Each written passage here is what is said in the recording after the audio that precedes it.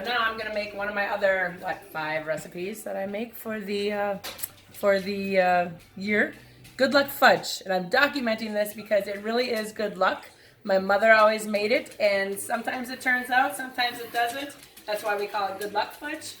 You can make it a little bit softer, a little bit harder, depending on how you like it. Okay, so not sure what my husband was doing there. First off, make sure you butter your pan.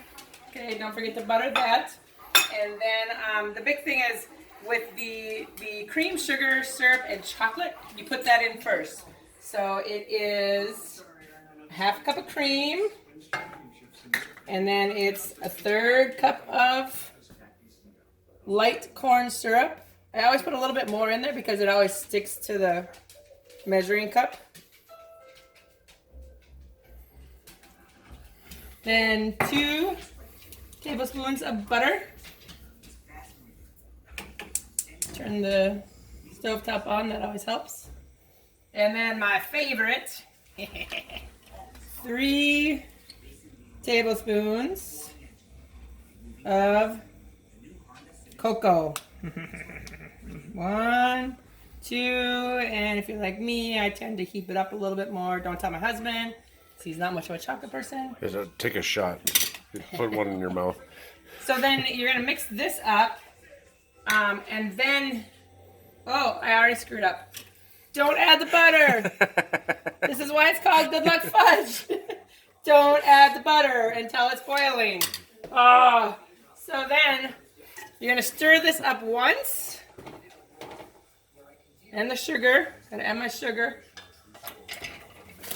Sugar, 2 cups of sugar. And yes, I'm using a wet measuring cup for my dry stuff because it's what I have. I don't have very much stuff.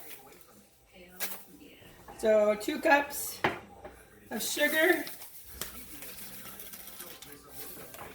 And this is why I don't host a cooking show. 2 cups of sugar, put it in there. And now, all right, so this is gonna sound very weird, and this is what's so hard about this recipe. So you're gonna stir this up 1 time to get it all mixed in, and then you don't stir it until it's done. Don't stir it until it's done, as my mother would say. So mix it up real quick, and then you let it boil. When it gets to a hard boil, that's when you put the timer on for 5 minutes. And you gotta let it hard boil for 5 minutes with 0 stirring. It drives me crazy, but that's what you're supposed to do. So we'll wait for it to boil. Nope, don't stir it. No, don't stir it. It's boiling, but it's not to the hard boil, so don't start your timer yet. No, don't stir it. See, it's still not boiling in the middle, so that's not counted as a hard boil. Don't start your timer. Oh, getting closer. Getting closer. It's going away. Starting to cover that middle spot. Almost to a hard boil. Don't stir it. And now you can start your timer. So start your timer for 5 minutes. Nope, don't stir it. Don't stir it. I know it seems odd. 3 minutes left. Don't stir it. 4 seconds.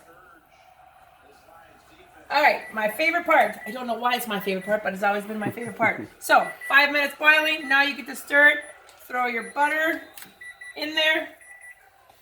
Put a cap full of vanilla in there. And for some reason, that just brings out the smell. I love it. Take it off the heat. And this is when you get to stir.